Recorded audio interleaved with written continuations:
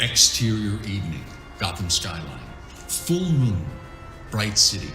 A tiny silhouette of Batman is set against the moon as he leaps off a rooftop, firing a grappling hook. All moons should be this bright, all nights this clear. Not that it matters to me. We see that he's swinging into Bane, who is on a low rooftop, turning to look back at him. Batman has his free hand clenched, ready to throw a punch. My sights aim considerably lower. Batman punches Bane with a powerful haymaker. He takes the hit. Bane angrily grabs him. Batman says, not even a wince. Bane lifts Batman above his head, ready to do some serious back injury. I will break you. Bane suddenly looks ill and begins to teeter. Batman lands on his feet as Bane falls face first onto a rooftop, close on one of the tubes of venom formula feeding into Bane. There's a tranquilizer dart sticking out of it, a dart with little bat wings. Batman's gloved hand is reaching in for it. I hit him with this half an hour ago. Next time, I quadruple the dose. And the darts. Batman pockets the darts in his utility belt. At least Bane would be the worst thing I'd have to face this evening. But over Batman's shoulder, a 20-foot robot is lumbering down the street. People are running for cover. A car tries to swerve out of the way, runs into a sidewalk. Batman says, then again, it's only 10 o'clock.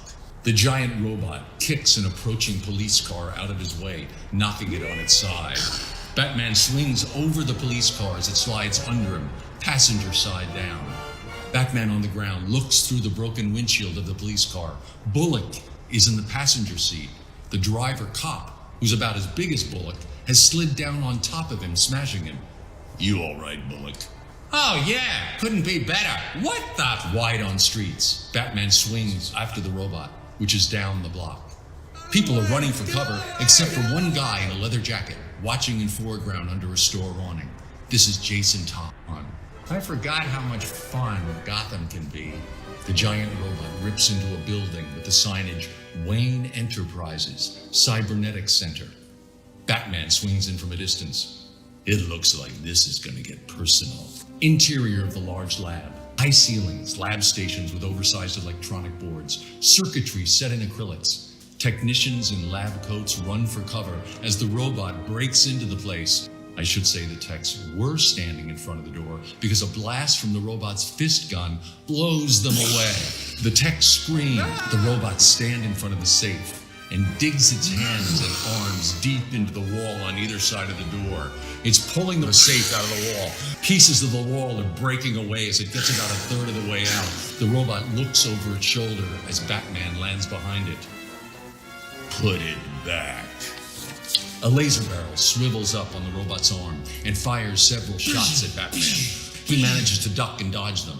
Then the robot reaches up and literally pulls down the ceiling, bringing a cascade of heavy debris on Batman. Exterior Wayne Enterprises, with the vault under his arm. The robot makes a new exit out of the building. Batman swings out the same hole, holding a fistful of batarangs. As the robot heads toward a loading dock, at least 10 batarangs in bed along the seam of its back. Batman in the foreground holds his cape up against the blast. As the batarangs explode all at once, we can barely see the robot because of the huge dust-up. The robot is throwing a truck cab at Batman. Batman hits the ground as the truck flies just inches above him. Batman, back on his feet, flicks some dirt off his shoulder as he looks up. Round 1. Exterior Wayne Mansion. The sun is dawning. It's the following morning. Alfred enters. Still no lock, sir? On the satellites. It's odd. It's not by jet propulsion or any heat-generating means. The vault contained a piece of alien hardware. Superman brought it to me. Wayne Enterprises was doing tests on it as a favor. Aliens, robots, makes one nostalgic for the Cosa Nostra. What's that for? A cocktail party at the Cloud9 tonight. I thought a Bruxelles wool and cashmere with a subtle blue stripe might be just the thing. Forget it.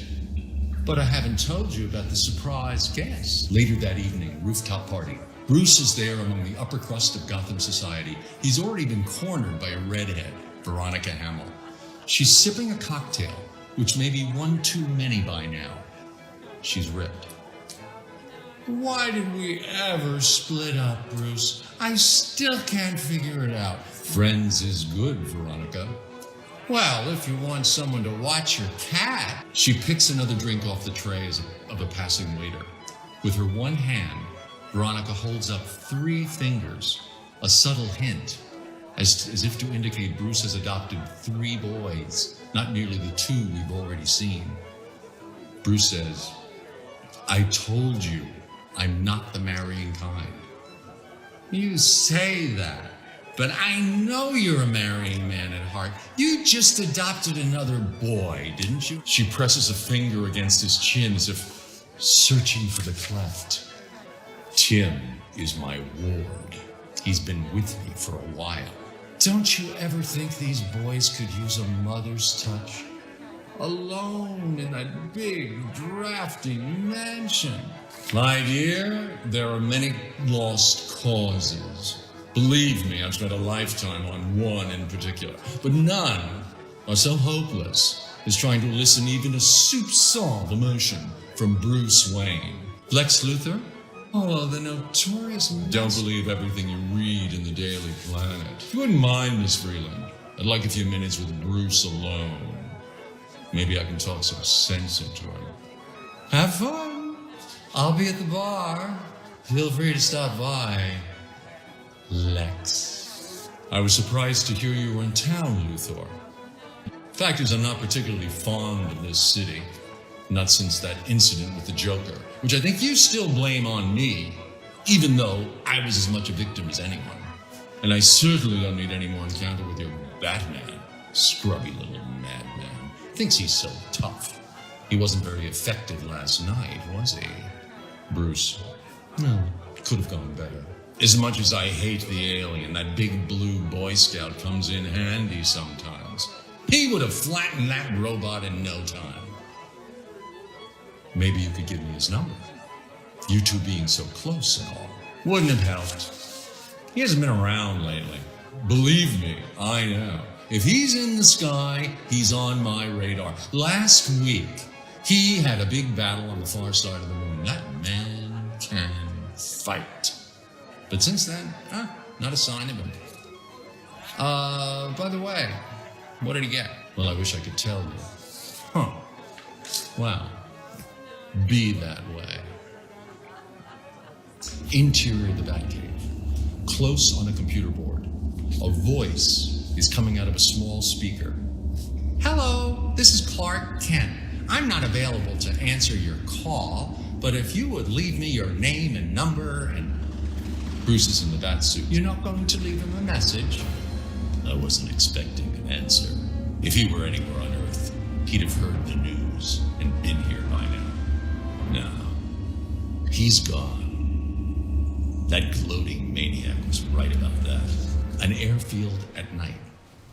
We're looking at an airplane hangar in a small airfield. There are a couple of guards with automatic rifles. One is stationed out front. The other is walking alongside. Claremont Airfield, a secluded little landing strip just south of Gotham. Did a drug bust here last month.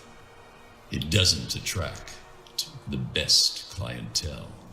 On the front guard, we suddenly hear something above him, perhaps a footstep on the roof. And coming down fast, Batman enters the hangar. I'm in, Alfred. Batman approaches the vault and the giant robot. As he informs Alfred, in the Batcave, Alfred is seated at the computer controls. Now, what about the vault? Back in the hangar, a device has been wired to the wall's front control panel. There are at least 10 digital readouts on the device. The device is going through numerical combinations at great speed. We may have gotten here just in time. Just then, Batman is struck by a beam off panel. In steps Luthor from the shadows in his exosuit, grabbed Batman by the neck, lifting him up with his metallic hand. Batman looks agonized, clutching at Luthor's grip as if he's really pained. Why do you keep coming into mine?